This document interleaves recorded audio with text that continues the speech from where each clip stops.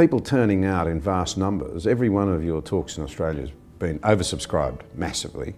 It tells you they kind of get that there's more to this. Oh, they than know. They're being told. Oh, yeah, they know. Well, it's one of the things that's so interesting about dealing with archetypal themes. You know, archetypal themes are archetypal because they actually speak of the structure of human experience. That's why they last. And so it's human nature and human experience has a pattern. You don't have the capacity to articulate that pattern as an individual, in part because your life is too short. You just can't figure it out. But the ancient representations of those patterns are everywhere around you.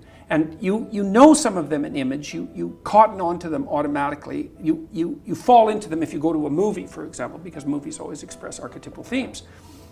If you hear them articulated, you think, I knew that. I knew that. I just didn't know how to say it. That's the Platonic idea of learning as remembering. Your soul already knows, but it doesn't have the words. And so when people talk to me about watching my lectures, let's say, they basically say one of two things. If it's not just a simple thank you, they say one of two things. A third of them say, a quarter of them say, when I listen to you talk, it's as if you're telling me things that I already know. It's like, yeah, well, that's exactly right, because that's what archetypal stories are. They're the description of what you already know. But that can be articulated, and then who you are and how you see yourself and the way you describe yourself all become the same thing. So that's wonderful. Then you're not at odds with yourself, you know? And then then you're a functioning unity, and that makes you much stronger and more indomitable than you would otherwise be. And then the other thing that people say, and this is more like 3/4 of them, is that they say, I was in a very dark place, I was addicted, I was drinking too much, I had a fragmented relationship with my fiancée, and I wasn't getting married. Things weren't going very well with my family, my relationship with my father was damaged, I didn't have any aim, I was wasting my time, some variant of that, some combination of those.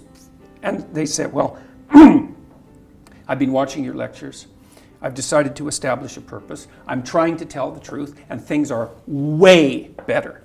And so let's say I've done maybe 8 or 9 large-scale public talks in the last 2 months, so that's probably 20,000 people, and about half of them, a third to half of them, have stayed afterwards to talk to me. So that's about 7,000 people who have said that to me.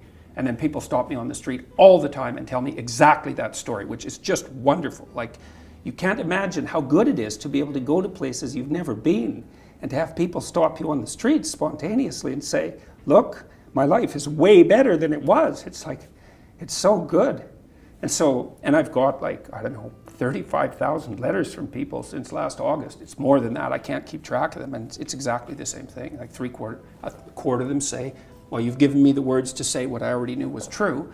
And thank you for that. I can see that in the audience. It's so interesting because I can lay out a story. People go like this and say, they're doing that all the time. It's like the lights are going on. And that's a really, well, there's almost nothing better than that, to watch lights go on when you're talking to people. It's like, that's just absolutely fantastic. But to get this response from people, my father's about 80, he's 83, I think, 81. He's 81. And I put him in charge of going through my viewer email, which is an overwhelming job, but no, we've had discussions about this constantly. He's overwhelmed by the fact that so many people are writing and saying the same thing. It's like, well, I have a purpose, man. My life actually matters. I finally realized that, and I'm putting it into practice, and I'm bearing up under the heaviest load I can imagine, and it's really helping. It's like, God. And that's tens of thousands of responses now. So you couldn't hope for anything better than that. There's zero harm in it, right? It's just people putting their lives together. They're not mucking about with other people. They're not trying to make broad-scale social transformations about which they have no idea. They're trying to make their immediate environment better. And it's working. It's like, great. It's great. You say there's zero harm in it. I'd say as a former legislator that there's an enormous amount of good in it. A country is only the sum total of the people that make it up. To the extent that they're put together, resilient, able to contribute, don't have to ask others to help them, the stronger the nation and the society will be. And rapidly. Like, I think, I was thinking the other day, a journalist asked me why people are responding so positively to what I'm saying, the young men, for example, and I thought, why, yeah, that's a good question. says, well, I'm actually on their side. I'm really happy that they're not wasting their lives. I'm really sad to see that people are disenchanted and nihilistic and depressed and anxious and aimless and perverse and vengeful and all of those things. It's terrible. And then to see people question whether that's necessary and then to start to rise out of it. It's like, it's so fun. Like last night I was after my talk, it's overwhelming.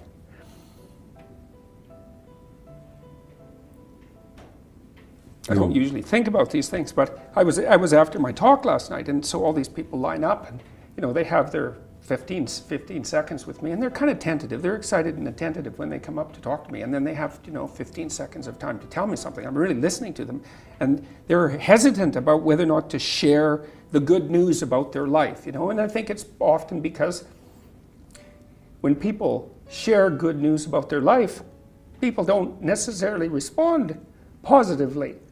They don't get encouragement. And people need so little encouragement. It's just unbelievable. And so they'll tell me something good, and I think, oh, that's so good. Somebody says, oh, I'm getting along way better with my father. I hadn't seen him for 10 years, and now we get along. It's like, God, great. Yeah. And the power of that, you can't overstate the power of that for individuals to get their life together. The individual is an unbelievably powerful force, and every single person who gets their act together a little bit has the capacity to spread that around them. It's a chain reaction, and so it's a lovely thing to see. And that's fantastic.